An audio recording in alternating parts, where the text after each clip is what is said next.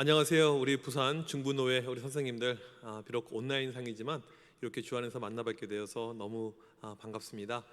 예전 같으면 우리가 대면하면서 같이 얼굴 보고 이렇게 강의하고 또 웃고 또 주 안에서 많은 교제들을 나눌 수가 있을 텐데 그러지 못한 우리의 어떤 현실이 아쉽기 그지없습니다. 바라옵기는 빨리 끝나고 다음에는 우리가 직접 얼굴을 대면하면서 또 강의 이렇게 함께하면 참 좋겠다는 생각이 듭니다. 우리가 지금 코로나 시대를 이렇게 보내고 있잖아요. 그래서 오늘 이제 강의 어떤 주제로 삼은 이 주제는 이 포스트 코로나 시대에 우리 교사의 어떤 이 역할에 대한 이 부분인데, 화면 한번 보여주시면 우리가 어떠한 역할을 가지고 또 어떠한 사명을 가지고 이 교사로서 가야 될지에 대한 내용을 제가 여러분들과 한 시간 나누려고 합니다. 다음 사진을 보여주시면 이 사진은 제가 올해 1월 달에 찍은 사진인데요. 저희 교회 권사님이세요.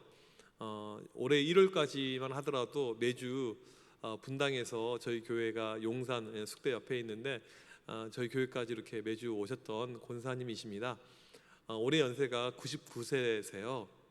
연세가 많으시죠. 그래도 정정하시고요, 건강하십니다.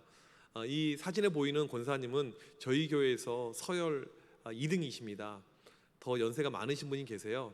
현존하는 가장 연세가 많으신 분은 105세시고 이 권사님은 99세. 올해 만 100세 되시는 권사님 한 분 돌아가셔서 서열 2등으로 올라가셨고요.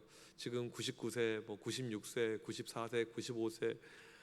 작년에 어버이 주일 때 만 70세 이상 되신 분들 이렇게 선물 같은 걸 드리려고 준비했더니 150개 이렇게 준비를 저희가 하게 되었습니다. 그러니까 교회를 출석하시는 만 70세 이상 되신 분들만 150분이 넘는다는 거죠. 이렇게 저희 교회가 많이 고령화되어 있습니다. 오래된 교회, 고령화된 교회. 저는 이 다음 사역을 해야 되고 우리 선생님들을 세워야 되는데 어떻게 이 사역을 할 수 있을까, 이런 고민이 항상 제 가운데 있는 것이죠. 또한 코로나가 또 터지게 되었습니다. 더 많이 힘들잖아요. 저희 교회는 73년 된 교회입니다. 교회가 많이 고령화되어 있어요. 코로나 때 어떻게 보면 참 돌파구 찾기도 어렵고 힘든 이런 상황인데 저는 작년 1년간 코로나는 하나의 어떤 상황에 불과하고 내가 해야 될 일을 해야 된다, 그런 마음이 제 안에 늘 있었습니다. 상황이 좋아지지 않으면 않을수록 더 기도하고 특별히 기도하는 시간은 교회적으로 많이 갖게 되었고요. 또 교회 안에 내가 할 수 있는 일이 무엇인가에 대한 고민을 끊임없이 하게 되었습니다. 화면을 보여주시면 이것은요 73년 된 교회랑은 좀 믿기지 않을 만큼 저희 교회 아이들 예배 드리는 공간의 입구입니다. 보시면 느낌이 오듯이 나쁘진 않죠. 문을 열고 들어가 보면요, 안이 어떻게 돼 있냐면 안은 이렇게 돼 있습니다. 미국 교회 보는 듯한 느낌이시죠. 네. 공간을 5개, 6개를 터가지고 합쳐가지고 큰 공간을 만들어서 아이들이 주일날 예배 드리고 있고 또 주일 오후 어와나도 하고 있고, 그렇게 지금 저희가 하고 있습니다. 이 코로나 우리가 지금도 계속 보내고 있는데 이 코로나가 준 교훈이 있습니다. 어떤 교훈이냐면, 제가 감히 이런 말 드리기 좀 죄송스럽지만 한국교회 주일학교는 실패했다, 이런 저는 교훈을 받았어요. 왜 실패라는 제가 이런 부정적인 단어를 사용했냐면, 우리 신앙이라는 것은, 믿음이라는 것은 환경과 상황에 상관없이 항상 그 본연의 모습을 유지하고 지켜야 되는데, 환경이 좋아지지 않고 교회에서 예배를 드리지 못하는 상황이 되자마자 모든 것이 너무나도 변해버렸습니다. 우리 선생님들은 아이들 얼굴 못 본 지가 너무나도 오래됐고요. 이제 좀 잠잠해져서 애들 좀 오라고 했더니 오지도 않고요. 이런 어떤 상황들로 인해서 중요한 것은 무엇이냐면 애들 오고 안 오고 이게 중요한 것이 아니고, 대면 비대면 이것을 이야기하는 것도 아니고요. 우리 아이들 믿음이 어떻다느냐 이거예요. 지난 1년을 돌이켜 볼 때 우리 아이들 믿음이 어땠는가, 이것을 한번 보자는 거예요. 이런 부분에 있어서 우리가 실패했다는 것입니다. 마치 이렇게 비유가 될 것 같아요. 교회들마다 고3들이 있을 텐데 고3들이 지금 수능 한 5개월 정도 남아서 열심히 공부합니다. 내 실력을 알기 위해서 필요한 것은요, 모의고사를 치르는 것입니다. 그 다음에 나중에 마지막 진짜 시험인 수능을 치르게 되는 것이죠. 코로나 전에 우리의 상황들이, 우리의 모습은요 모의고사였다면 지금 이 코로나는 수능을 우리가 보고 있는 것입니다. 진짜 시험을 치르고 있는데 보니까 우리가 이것밖에 안 되는 거예요. 우리의 결과, 우리의 모습이 이것밖에 안 되는 것입니다. 이런 면에서 참 지금 아쉽고 힘들다, 이런 이야기를 드리고 싶습니다. 지금 우리 주일학교의 문제는요, 단지 아이들이 못 모이는 이런 어떤 숫자적인 문제가 아니고 믿음이 없는 것입니다. 우리 아이들에게 믿음이 너무나도 작아져 버렸어요. 어떻게 우리는 이것을 세워야 될 것인가? 이것이 우리의 이제 어떤 솔루션, 해결의 방법이 되겠죠. 근데 실은 코로나 전부터 우리 아이들의 영적인 상태는요, 상당히 좋지 않았습니다. 뭐 단적인 예를 한 두 가지로 들자면, 제가 예전에 아이들하고 익명으로 이 카톡방을 만들어서 상담을 이렇게 애들하고 했습니다. 처음에 저희 교회 아이들 대상으로 하려고 했는데 저희 교회 애들 별로 오지 않고 모르는 다른 교회 아이들이 많이 들어왔어요. 한 2년 전에 어떤 아이가 저한테 이런 카톡을 보냈습니다.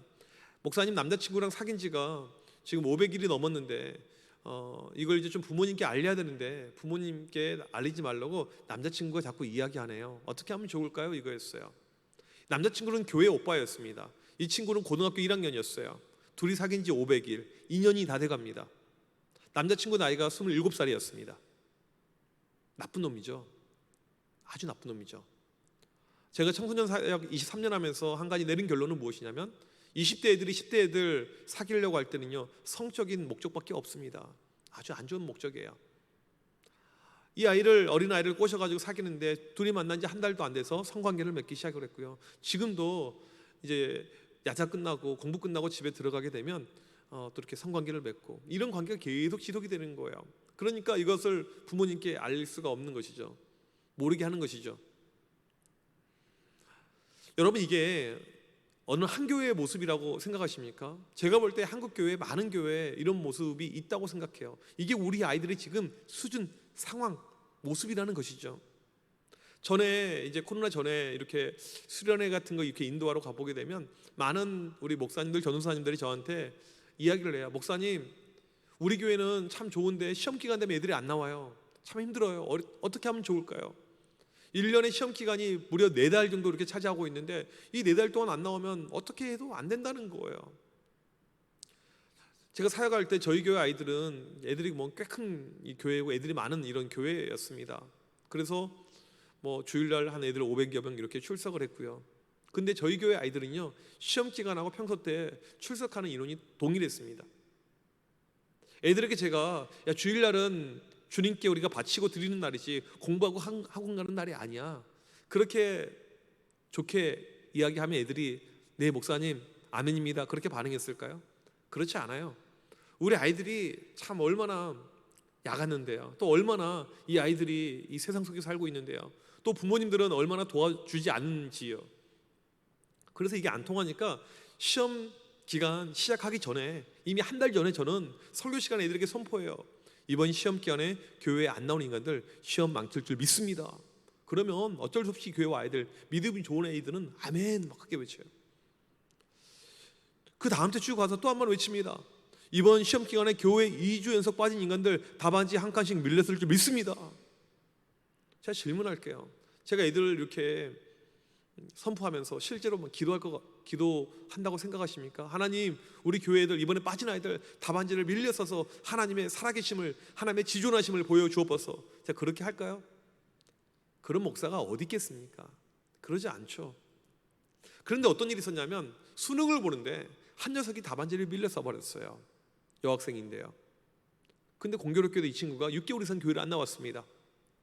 저는 한 번도 애들을 위해서 그렇게 기도해 본 적이 없는데 실제로 이런 일이 발생하는 가운데 교회 안에 흉흉한 소문이 돌았어요. 목사님이 진짜 기도해가지고 저 선배 답안지 밀렸었대, 망했대, 인생 완전히 끝나버렸대, 막 흉흉한 소문이. 뭐 그래서 애들이 또 시험 기간에도 교회 잘 나왔다는 그런 이야기도 뭐 이렇게 실제로 있습니다. 여러분, 목사가 오죽하면 설교 시간에 이런 이야기를 하면서 애들을 약간 협박하는 것처럼 느껴지잖아요. 그렇게 하고 있을까요? 이게 한국교회 지금 수준이에요. 우리 아이들의 믿음의 모습입니다. 믿음을 살려야 되는데, 믿음을 이렇게 세워야 되는데 방법이 없어요. 답이 없어요. 저는 어렸을 때 제주도에서 살았습니다. 제 아버지께서 제주도에서 목회하셨는데 아주 작은 교회예요. 한 교인들 10명 모이는 작은 교회였습니다. 파도가 치면 교회 담벼락에 파도가 맞는 이런 바닷가 해변가에 있는 교회였어요. 어릴 때 봤던 모습 가운데 특별한 모습이 있었습니다. 저희 교회 다니는 형 누나들 가운데 아침에 중학교, 고등학교 버스 타기 위해서 정류장에 이렇게 있는데 바로 학교 가지 않고 교회에 들려서 기도하고 학교 가더라고요. 학교 끝나고 다시 교회 들려서 기도하고 집에 들어가더라고요.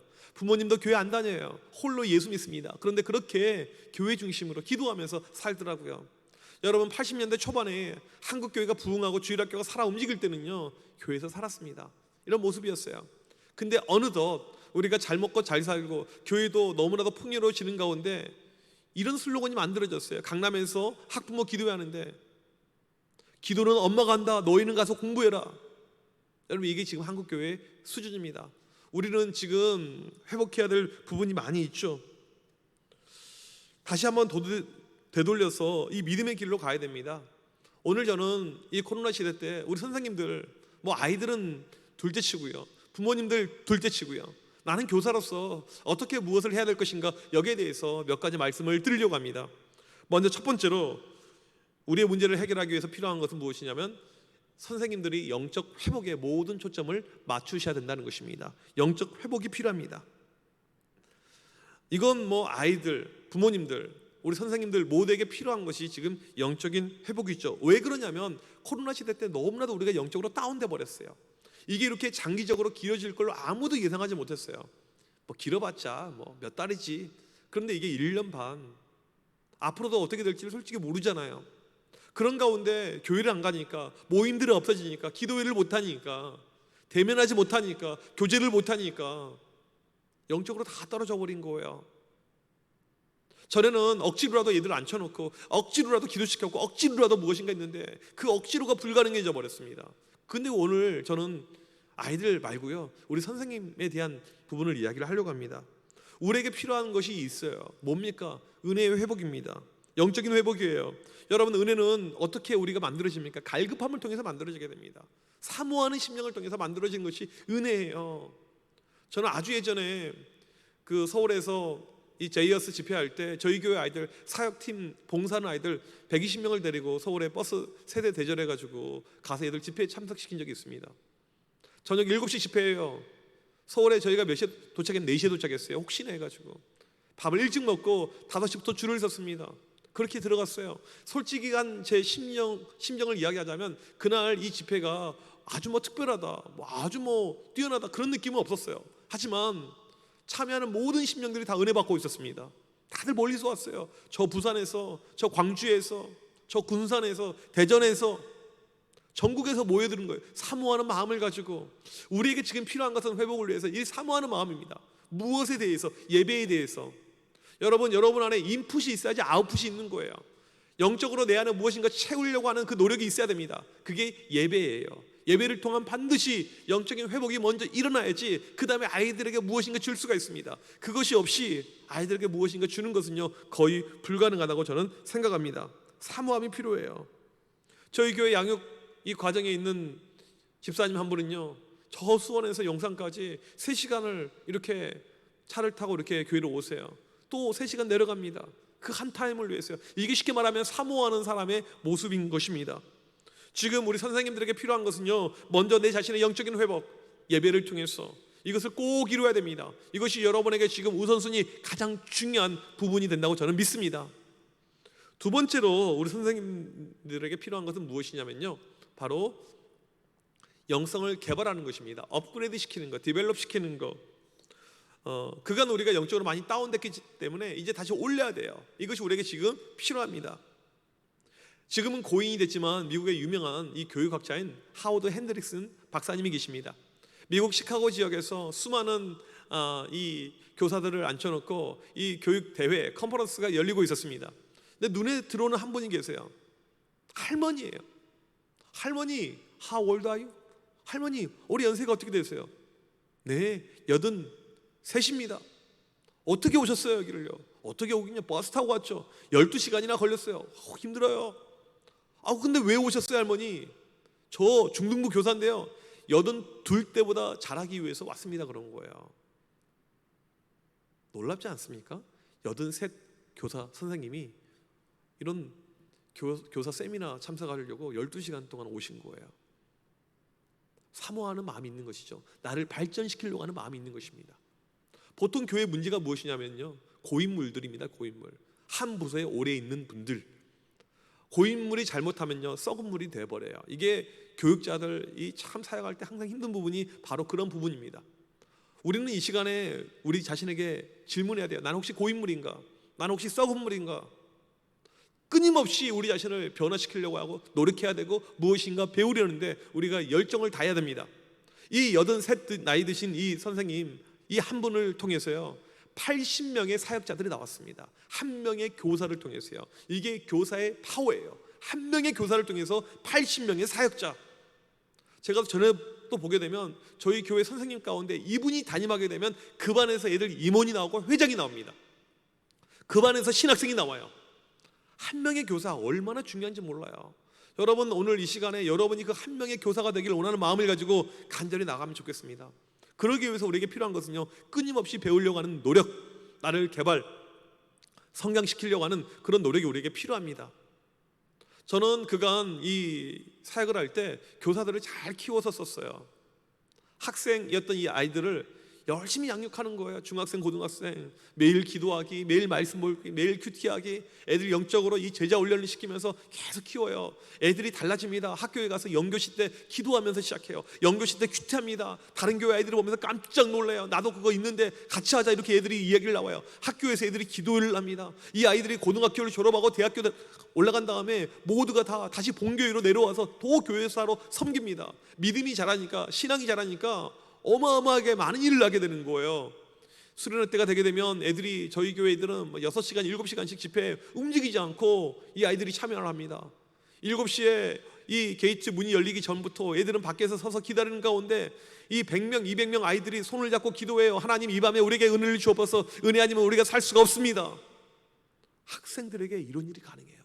학생들에게 믿음이 들어갈 때, 내 영적인 것을 개발할 때, 제자 훈련을 할 때, 기도 말씀 훈련, 큐티 훈련 이게 들어갈 때, 지금 우리 선생님들에게 필요한 것은 바로 이 영적인 훈련입니다. 이런 영적인 훈련이 있을 때 선생님들이 성장을 하게 되고 발전을 하게 되는 것입니다. 이것이 우리에게 반드시 필요한 거예요. 혹시라도 여러분들 가운데 매일 기도하지 않고 매일 말씀 보지 않고 매일 큐티하지 않고 영적으로 내가 무감각 가운데 있다면 이제부터는 여러분이 먼저 자원하는 마음을 가지고 먼저 영적으로 성장시키는 일에 최선을 다해야 될 줄 믿습니다. 세 번째로는 오직 영혼 사랑이 우리에게 가장 중요합니다. 아이들을 사랑하는 거예요. 1769년에 영국에 한참 이 산업화가 이루어졌습니다. 산업화가 무엇을 의미하냐면 엄마 아빠가 다 바빠서 아이들은 전부 다 엄마 아빠가 공장에 가 있고 아이들은 그냥 돌볼 사람이 없다는 거예요. 그래서 이 아이들이 이제 방치가 되고 있으니까 이 아이들이 너무나도 불쌍하잖아요. 학교도 공교육도 없었던 시절, 학원도 없었던 시절인데, 그래서 이 영국의 성공의 이 평신도에 있던 사람인데 로버트 레이크스라는 분이 이 아이들을 모아놓고 자기 집에서 이렇게 애들 성경 공부를 가르칩니다. 말씀을 가르치고 수학을 가르치고 이렇게 해요. 애들이 너무나도 많아져서 이 로버트 레이크스가 교회 문을 두드립니다. 제가 주일날이면 아이들과 같이 모임을 좀 하려고 합니다. 썬데이 스쿨을 좀 하려고 하는데 좀 교회 공간을 좀 주세요. 교회에서 거절당했어요. 이유는 이것은 비성경적이기 때문에. 여러분, 주일학교의 시작은요 한 명의 교사를 통해서 시작을 한 것이고요, 주일학교의 시작은요 교회에서 거절당하면서 시작을 한 것입니다. 혹시라도 여러분 교회에 주일학교가 거절당하고 있습니까? 천시당하고 있습니까? 처음부터 그랬어요. 그런데 놀라운 것은 무엇이냐면 이 한 명이 포기하지 않고 자기 집에서 계속해서 모임을 가져요. 아이들이 많아집니다. 옆에 동네도 해요. 저기도 합니다. 저기도 합니다. 계속해서요. 수년 만에 영국에 25만 명의 이 주일학교 학생들이 만들어지게 됩니다. 한 명의 열정 있는 교사, 한 명이에요. 한 명. 여러분, 오늘 이 시간 여러분이 그 한 명이 되길 간절히 소망합니다. 내가 그 한 명의 교사가 되야겠다. 그런 우리 가운데 열정이 필요해요. 저는 학생들이 좋아서 예전에, 아주 예전이죠, 우리 토요일날 아이들 학교 가던 시절에 신대원을 끝내고 금요일날 교회 와서 교회에서 자고 토요일날이면 애들 만나러 매주 학교에 갔습니다.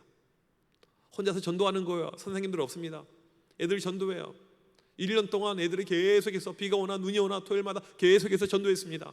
여러분, 제가 몇 명을 전도한 줄 아십니까? 한번 알아맞혀 보세요. 우리 선생님들 몇 명 정도인지 한번 마음속으로 숫자를 한번 새겨보세요. 여러분이 만약 맞춘다면 여러분, 하나님의 놀라운 역사가 반드시 일어나게 될 것입니다. 몇 명 정도 됐을까요? 제가 1년 동안 그렇게 그 학교에서, 그 중학교에서 전도한 아이는요 빵명입니다. 그렇게 열심히 했고 그렇게 열정을 가지고 아이들 전도하고 만나고 있지만 그 학교에서 온 아이들은 빵명이었어요. 여러분, 이것을 실패라고 볼 수가 있습니까? 아, 저건 사역의 실패의 케이스가 되는구나, 여러분 그렇게 생각을 하시겠습니까?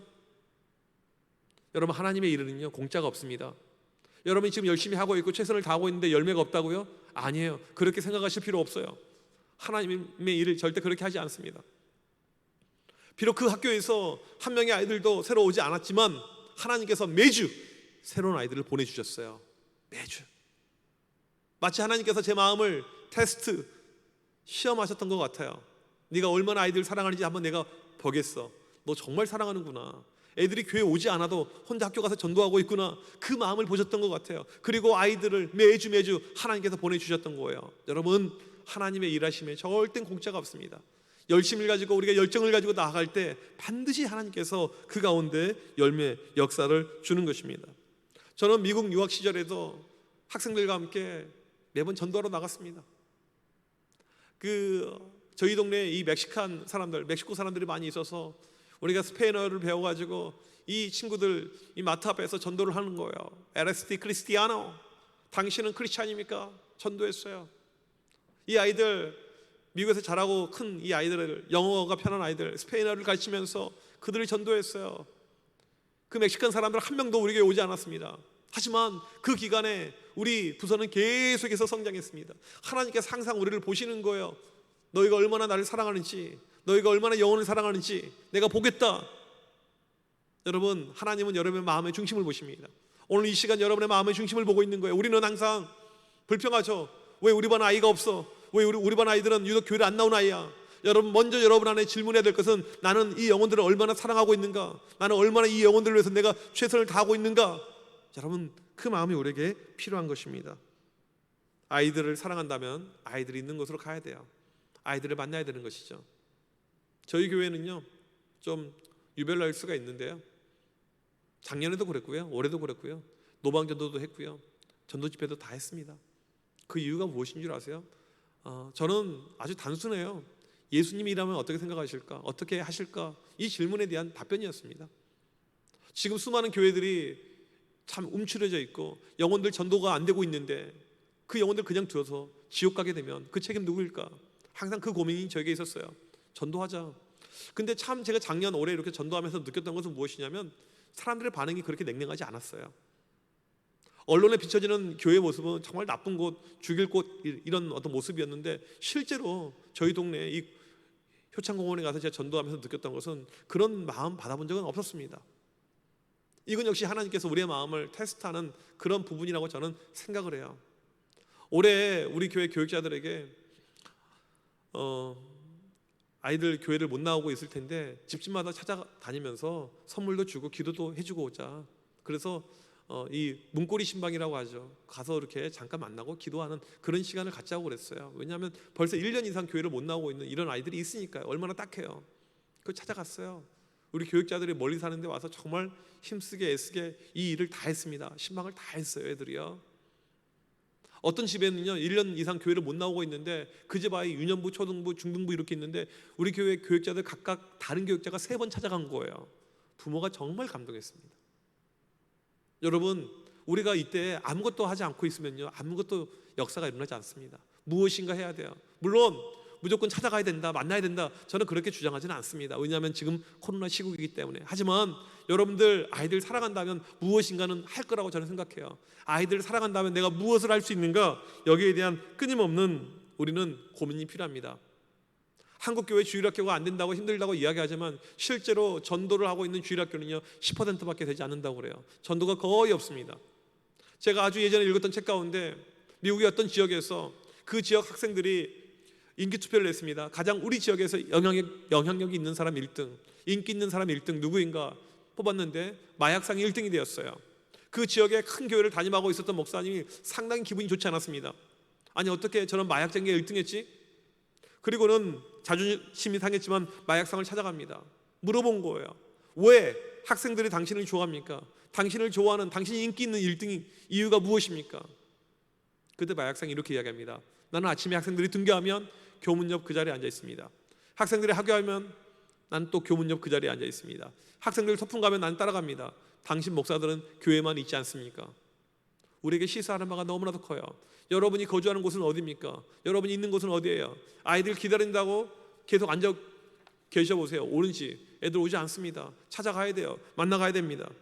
저는 그래서 그간 이 학생 사역을 할 때 매일 점심이 되면 아이들을 만나러 갔습니다.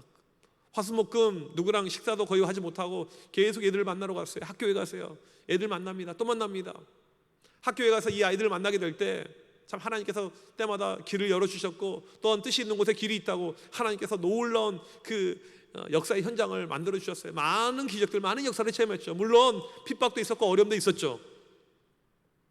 학교를 찾아가면 애들 간식을 가지고 가요. 우리 교회들이 너무너무 좋아해요. 목사님 오셨구나. 참 애들이 신기합니다. 이미 점심 급식을 먹었어요. 제가 가져온 간식을 보면서 애들은 또 기뻐합니다. 걔는요 항상 배고파요. 쉬지 않고 배고픕니다. 범사에 배가 고파요. 이 아이들 만나요. 우리 교회들이 너무나도 좋아합니다. 우리 교회 아이들 자존감이 올라가요. 또 이 아이들이 혼자 오지 않고 친구들을 데려오게 되면 친구들을 전도할 수 있는 찬스를 갖게 됩니다. 교회에 그동안에 안 나왔던 아이들, 이 장결자이들이 있잖아요. 우리 선생님들 항상 마음이 상하잖아요. 전화도 받지 않고 문자에도 씹고 카톡 일자가 사라진 지가 한참 지났는데도 아무런 대꾸와 반응이 없고. 선생님들 우리 아이들 너무나도 잘 모르시는 것 같아요. 요즘 이 아이들, 이 Z세대라고 하는데 우리 때랑 달라요. 카톡에서 일자가 지워졌으면요 이미 된 거예요. 읽었으니까. 이 아이들은요 대꾸 안 해요. 반응 보이지 않습니다. 이게 아이들의 모습이에요. 읽었으면 된 거죠. 커뮤니케이션이 이루어진 것이죠. 아무튼 우리 선생님들 너무너무 힘들어하는데 이런 장결자 아이들 학교 가면 보게 됩니다. 다시 교회로 인도하게 돼요. 또한 가끔 우리 아이들 가운데 교회 오고 싶지만 교회로 이끌어주는 사람이 없어서 못 오는 아이들이 있어요. 이런 아이들 역시 우리가 교회로 인도할 수 있는 그런 기회를 삼게 됩니다. 저는 이렇게 학교에 가서 많은 아이들을 만났어요. 때는 어려움도 있었고, 때는 힘든 것도 있었고, 박해도 있었고, 핍박도 있었고, 뭐 별의별 일이 다 있어요. 한 가지 이야기만 하자면 저희 교회 집사님이 학교 음악 선생님으로 계셨는데 저한테 항상 그랬어요. 목사님, 저희 음악실 이용하세요. 언제든지 이용하세요. 아이들 여기서 전도하셔도 괜찮아요. 그 선생님 이야기만 듣고 학교를 찾아갔었죠. 간식을 가지고 갔는데 음악실은 잠겨져 있고 이상한 아저씨 한 분이 앉아 계세요. 저한테 물어봐요. 여기 어떻게 왔습니까? 저 목사인데 아이들 만나러 왔습니다. 여기서 이렇게 들어와서 이런 거 하면 안 됩니다. 안 된다는 거예요. 아니 음악 선생님이 하라고 했는데요. 나는 교감인데 안 됩니다. 그런 거예요. 어떻게 할 수 있는 방법이 없습니까? 이 건물 내에서는 안 됩니다. 이 건물 내에서는 절대 안 됩니다. 그때 애들 많이 만나려고 간식도 많이 준비해 갔어요. 그리고는 안 된다고 교감 선생님이 이야기하자 저는 밖으로 나오는데 저는 참 사람의 말을 해석을 잘해요. 그 교감 선생님 이야기가 이 건물 내에서는 안 됩니다 이거였잖아요. 그럼 뜻은 무슨 뜻일까요? 건물 밖에서는 가능하다 이거잖아요. 저는 해석을 잘해요. 그래서 밖에 나가서 학교 광장에서 애들에게 외치기 시작했습니다. 빵 먹고 싶은 사람 모여라. 순식간에 몇백 명 아이들이 모이기 시작했어요. 빵을 나눠줍니다. 애들에게 교회를 이야기합니다. 복음을 이야기합니다. 학생 주임이 오더니 여기서 뭐 하는 겁니까? 학교 내에서 지금 뭐 하는 겁니까? 교감 선생님이 여기서 하라고 했습니다. 그 한마디로 끝냈어요. 이런 적도 있어요. 뭐 이것 말고도 뭐 많은 어려움이 있어요. 근데 중요한 것은 무엇이냐면 아이들 사랑하면 아이들 있는 곳으로 가야 됩니다. 이게 학교 아니든 꼭 학교 안 아니더라도 방과후든 학원이든 집이든 어디든 아이들을 사랑하면 여러분들 아이들 있는 곳으로 가야 됩니다. 그럴 때 역사 하나님의 일하심 이것이 일어나게 되는 것입니다. 사진을 하나 보여주시면요. 이 사진은 목살이라는 사진입니다. 목요일 저녁마다 저는 아이들과 같이 공을 찼어요. 풋살 모임을 했습니다. 이 사진에 보여지는 이 아이들은요 지금 뭐 공부를 열심히 하고 학원도 잘 다니고 모범생이고 부모님 말씀 잘 듣고 이런 아이들은 거의 없어요. 정신 나간 거죠. 목요일 저녁 7시에 누가 공 차고 있습니까? 학원 가서 공부해야죠. 이 아이들은요 거의 세상이 내 던진 또 부모님도 포기한 이런 아이들이 많이 있습니다. 또 일진들도 많이 있어요. 그래서 저는 이것이 저한테 하나의 어떤 목양의 어떤 부분이 되었습니다. 저는 뭐 실제적으로는 공 차는 거 좋아하지도 않고 공도 잘 못 차요. 그런데 저 모임을요, 비가 오나 눈이 오나 눈을 쓸어가면서 제가 8년 이상을 저 모임을 이렇게 했어요. 그리고 아이들과 많은 이 소통들이 이렇게 이루어지게 되었습니다. 저는 개인적으로 어떤 아이들 좋아하냐면요, 너무 착한 아이들, 너무 순한 아이들보다는요 일진들을 좋아합니다. 왜 그런 줄 아세요? 일진들은요 믿음은 없지만 의리가 있어요. 우리 선생님들 아이들 전화해도 연락이 안 되잖아요. 문자에도 애들 다 씹잖아요. 일진들은 그러지 않습니다. 비록 그들은 예수 그리스도가 누구인지는 잘 모르지만 목사가 누구인지는 알아요. 참 이게 귀한 거 아닙니까? 그래서 제가 이렇게 연락을 하게 되면 연락이 답장이 바로바로 와요. 전화하면 전화도 받습니다. 심지어는 학교 수업 시간에도 전화를 받아요. 여보세요 그래요. 목사님 지금 핸드폰 하나 냈는데 이거 하나 숨기고 있는 건데 목사님 걸리면 큰일 납니다. 제가 지금 순교자적 각오로 목사님 전화를 받고 있습니다. 그래요. 이게 일진들이에요. 제가 너무나도 대견스러우니까 5교시 끝나고 맥도날드 나올 수가 있냐 물어봐요. 애들은 순종하는 마음을 가지고 나옵니다. 학교 수업 중인데 너희들 어떻게 나왔어? 학교 담을 넘어서 나왔냐 물어보면 그게 아니에요. 애들이 보여줍니다. 목사님 저희 외출증 끊고 나왔습니다. 담임 선생님한테 이야기했더니 담임 선생님이 그냥 선뜻 나가라고 했다는 거예요. 그러니까 담임 입장에서는 애네들이 학교에 없는 것이 도움되니까 그냥 내보내준 거죠. 이게 일진들이에요. 우리는 보통 시험 기간에 애들 안 나온다 어렵다 옛날에 그런 이야기 많이 했잖아요. 일진들은요 시험 기간 되면요 교회로 찾아와요. 목사님 학교가 너무 빨리 끝났어요. 할 일이 없어요. 저에게 무슨 일 좀 주세요. 여러분 우리가 교회에서 전도하려고 하면 얼마나 힘듭니까? 전도가 얼마나 어려워요. 그런데 애네들은요 전도도 쉬워요. 혼자 다니지 않습니다. 때로 다녀요. 호랑이는 혼자 다니죠. 늑대는 때로 다닙니다. 일진들은 늑대와 같은 존재예요. 하이에나 같습니다. 여러 명이 같이 다녀요. 한 번은 중학교 3학년짜리 아까 그 목살 모임 우리 창립 멤버 중에 한 명인데 이 친구가 애들을 20명을 전도해 왔어요. 제가 물어봤죠. 동근아 어떻게 전도했어? 이렇게 많이 전도했어? 물어봤더니 하는 이야기가 목사님 아닙니다 그래요. 아니긴 뭐가 아니야. 20명을 전도했는데 방법이 뭐야? 노하우가 뭐야? 애가 말을 안 해주려고 그래요. 마지막에 이 아이가 말을 해줍니다. 목사님 그냥 딱 한마디만 했습니다. 뭔데? 안 나오면 뒤져. 얼마나 쉬워요. 여러분 전도가 가장 쉬운 거예요. 걔네들한테는요 절대 어렵지 않습니다. 아까 사진에 나왔던 이 학생 가운데 중학교 1학년짜리 애인데 저랑 같이 야구장에 간 적이 있습니다. 야구를 보는데 애가 야구에 집중하지 않아요. 다른 걸 보면서 웃고 있어요. 자세히 봤더니 치어리더였습니다. 끝나고 오면서 제가 그랬어요. 치어리더가 좋더냐? 목사님 너무나도 행복했습니다. 다음 주에 친구들 12명 전도해 오면 내가 치어리더 앞자리 끊어줄게. 바로 그 다음 주에 12명을 애가 완수했습니다. 이게 일진들이에요. 얼마나 좋습니까? 저희 교회는 일진들이 많았습니다. 목사가 좋아하면요 그 영혼들은 많아질 수밖에 없어요. 목사가 어떤 그룹을 좋아하게 되면요 그 아이들은 많아질 수밖에 없습니다. 일진들이 많아진 거예요. 학년마다 일진들이 있습니다. 물론 일진이 많아지면요 기존 아이들 싫어하고요 부모님들 싫어하고 선생님들 싫어해요. 여러분 일진은 하나님의 백성 아닙니까? 하나님의 자녀 아닙니까? 전도해야 되잖아요. 전도하기가 훨씬 더 쉽다니까요. 일반 아이들 하려면 얼마나 어려운데 얘네들은 쉽게 중학교 3학년에 일진이 12명이 있었습니다. 교회에서 일진 양아치 이런 표현을 쓰기는 좀 그렇기 때문에 저희 교회에서는 이열이라고 불렀습니다. 이정현의 12제자.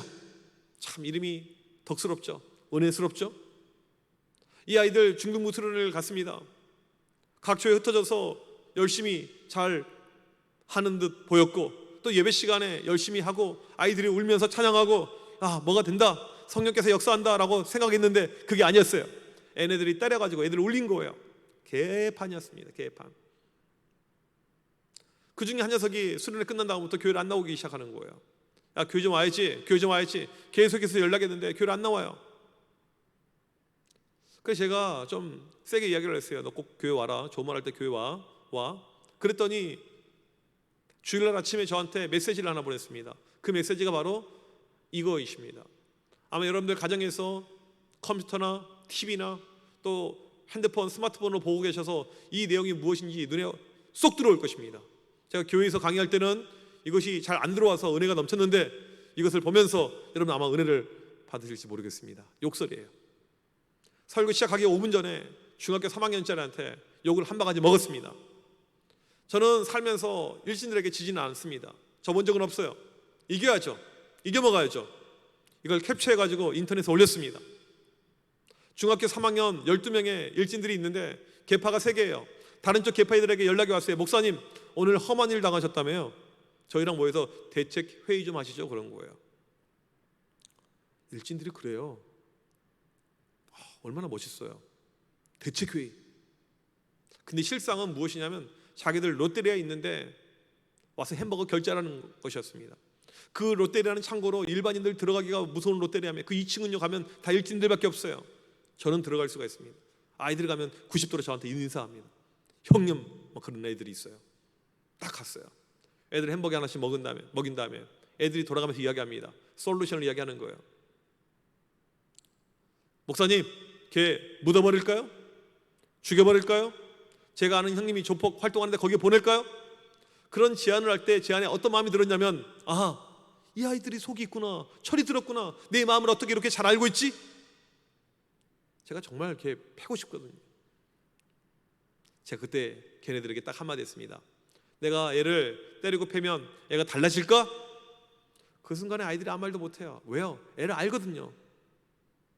애가 어떤 아이라면 교문 앞에서 담배 피고 들어옵니다. 교장 앞에서 담배 피울 수 있는 아이예요. 누가 뭐라고 하면 어른들에게 때려, 야 같이 갑방 가, 이런 아이예요. 키는 자그마한 아이가 보통 땅다구가 아닙니다. 어떠한 어른도 이 아이를 컨트롤할 수가 없어요. 이런 아이입니다. 시간이 좀 흘렀습니다. 여름 수련회 때가 다가왔어요.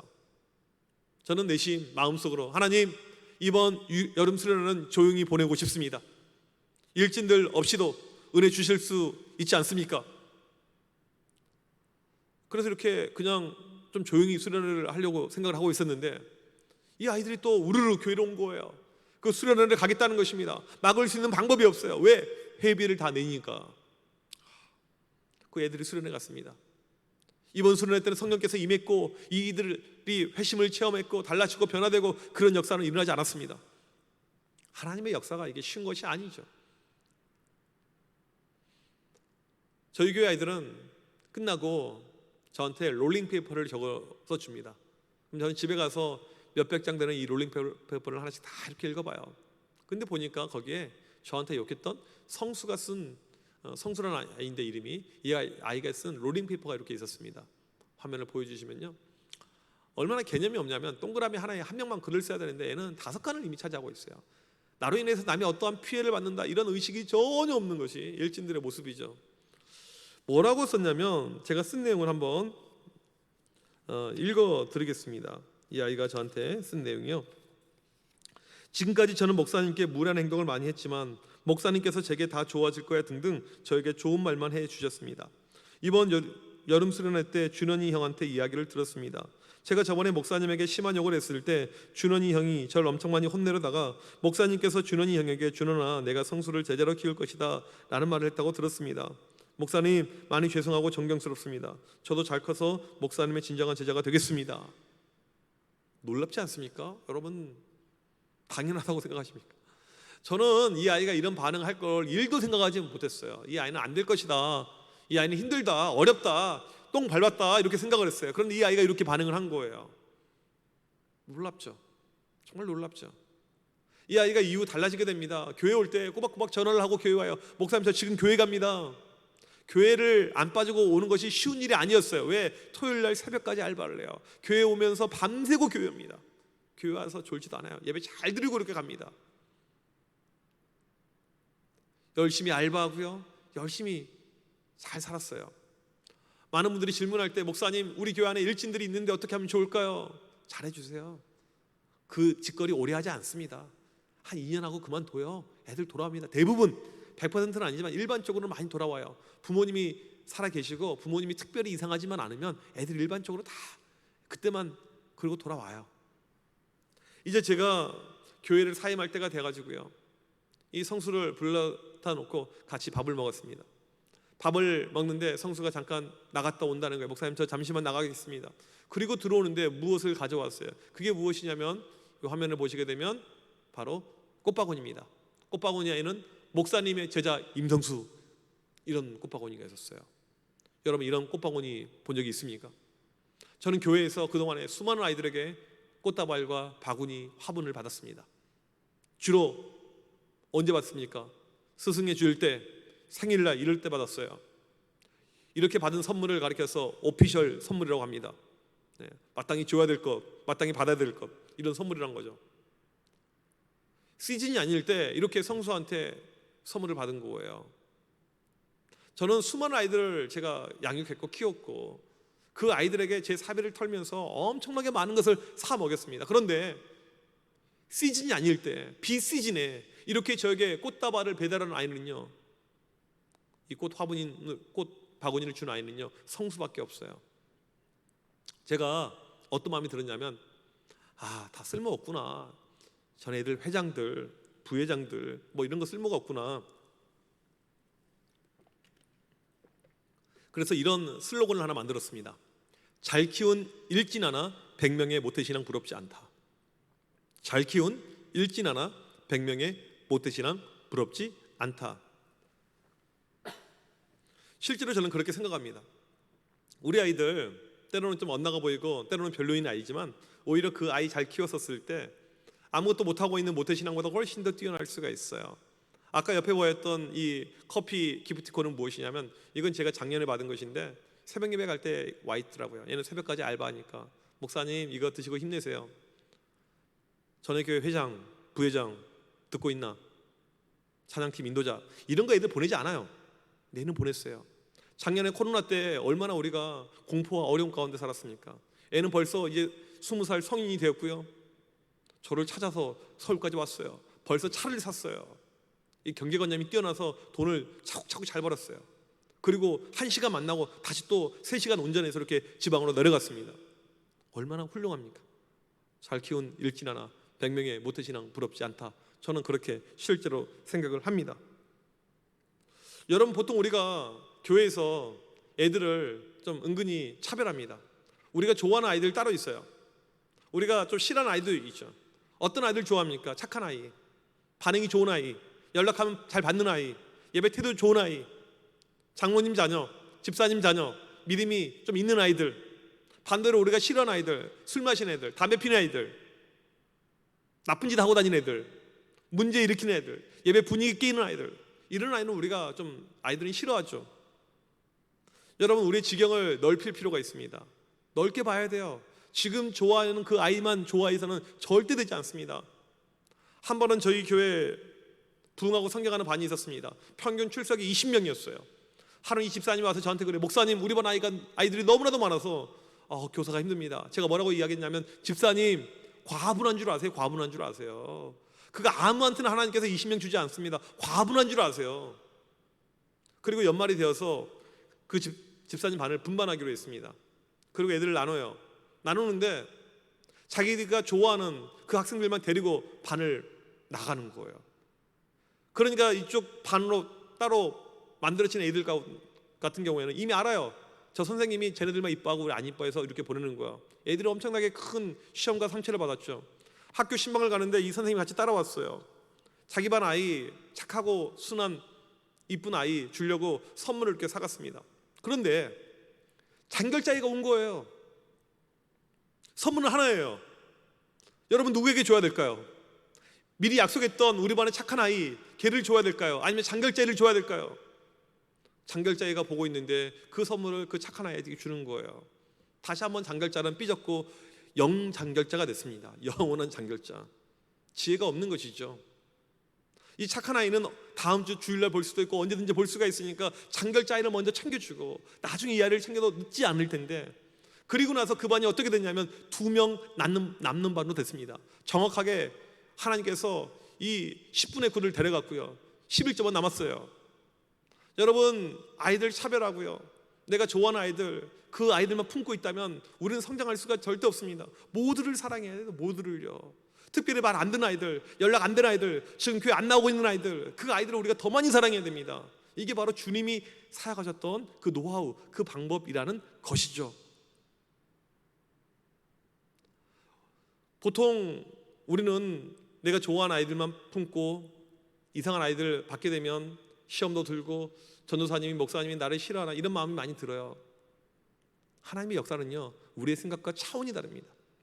다시 한번 성수 이야기로 잠깐 넘어가면요, 성수가 이렇게 달라지고 변화되고 참 지금 착하고 온순한 이렇게 양이 되었는데 이 아이가 달라지기까지 어떤 일이 있었을까요?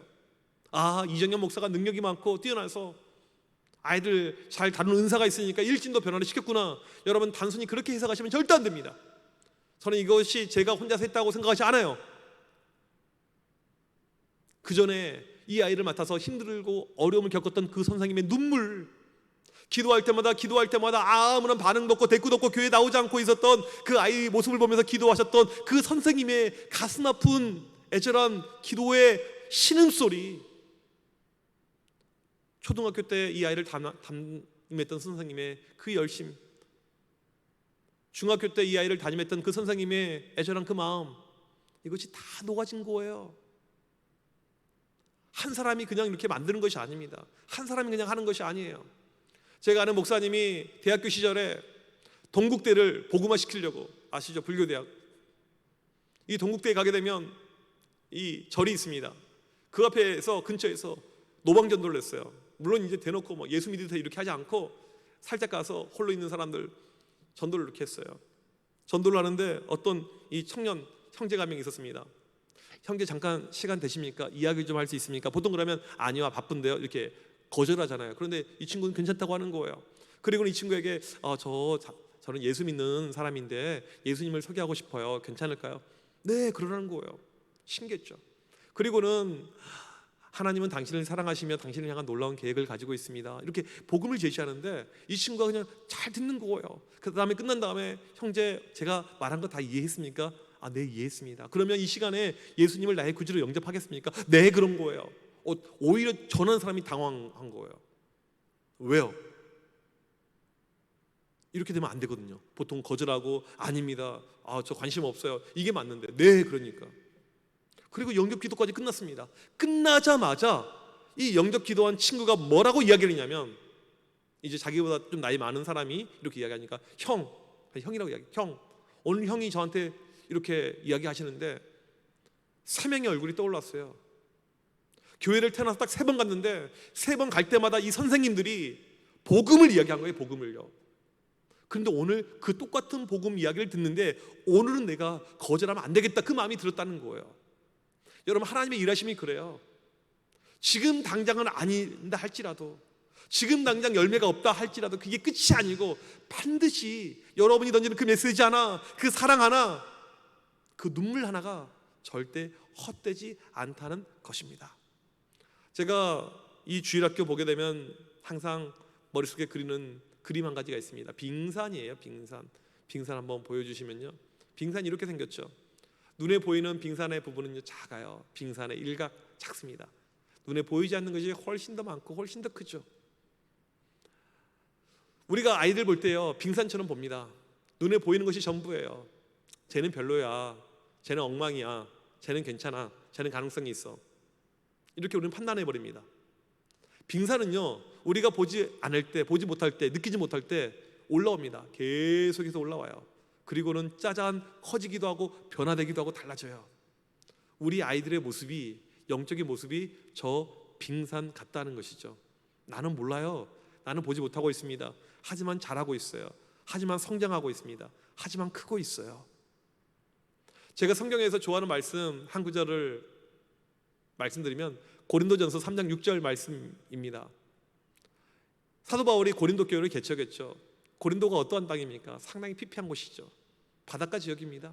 우상이 많고요, 음란이 많고요, 죄악이 많은, 그러니까 물질적으로는 풍요하고 이 상업이 발달한 약간 부산과 비슷한 이런 도시일 수 있겠네요. 그런 데지만 영적으로 너무나 힘들었던 도시였어요. 우상도 많고요. 교회를 개척하는데 너무너무 힘들었습니다. 아무튼 바울이 열심히 복음을 전파하는 가운데 교회가 만들어졌어요. 교회가 세워지고요, 사람들이 자라기 시작하고요, 열매가 나타나게 됐습니다.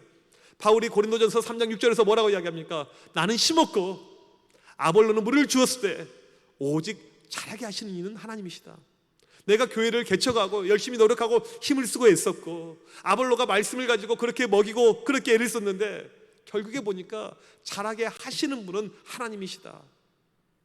선생님들 포기할 필요 없습니다. 좌절할 필요 없어요. 절망할 필요 없습니다. 코로나 때 아이들 못 만난다고요? 여러분 골방에서 홀로 기도하고 있는 그 눈물 하나님께서 보고 계십니다. 지금 아이들 연락은 안 되지만 계속 전화했던 그 시도의 모습, 애들에게 문자를 보내고 카톡을 보냈던 그 열정 있는 모습, 아이들에게 바람을 맞고 내가 간식을 준비해 갔지만 아무도 먹지 못하고 혼자 가져왔었던 그 애절한 마음, 하나님께서 다 알고 계세요. 다 사용하십니다. 그것을 통해서 마지막에 일하게 되시는 거예요. 이 코로나 때 우리에게 필요한 것은요, 방법은 다르지만 모습은 다르지만 여전히 아이들 사랑하는 거예요. 끝까지 사랑하는 것입니다. 우리 주님께서 우리를 끝까지 사랑하셨듯이 우리 역시 주님을 끝까지 사랑하는 거예요. 우리가 그 마음을 가지고 나아갈 때 반드시 여러분들 교회 안에 열매가 있을 것입니다. 반드시 여러분들 교회 안에 아이들의 변화, 믿음의 성장, 역사가 일어날 것입니다. 여러분 그러한 하나님의 역사와 하나님의 일하심을 기대하며 달려나가는 우리 모든 선생님들이 되시길 주님의 이름으로 간절히 축복합니다. 기도하시겠습니다. 하나님 아버지 감사합니다. 우리 부산 중부노예를 사랑하시고 기억해 주셔서 비록 비대면이지만 이번 교사 강습회로 이렇게 시간을 갖게 하심을 감사합니다. 하나님, 이 시대가 참 어렵습니다. 우리 아이들 믿음이 계속 떨어져 가버리는 너무나도 힘든 상황입니다. 코로나는 언제 끝날지 잠잠해질지 우리가 알지 못하는 어려운 상황입니다. 젊은 부모들 아이들 교회로 보내려고 하지 않습니다. 이때 우리가 무엇을 어떻게 해야 됩니까? 하나님, 먼저 우리 자신의 모습을 하나님 앞에 돌이키게 하여 주시옵소서. 내 영적인 것을 진단케 하여 주시옵시고 영적으로 성장할 수 있는 우리 모든 선생님들 되게 하여 주시옵소서. 무엇보다 우리에게 필요한 것, 아이들 영혼을 사랑하는 것입니다. 죽기까지 우리를 사랑하셨던 그 주님의 마음을 본받아서 맡겨진 양무리들 죽기까지 사랑할 수 있는 모든 선생님들 되게 하여 주시옵소서. 그런 가운데 우리 각 교회들마다 떠났던 그 영혼들 다시 보내주시옵시고 믿음의 성장들이 나타나게 하여 주시옵시고 성령의 놀라운 역사가 넘치게 하여 주시옵소서. 하나님의 일하심을 믿고 의지하며 이 모든 말씀 예수님 이름으로 간절히 기도하옵나이다. 아멘.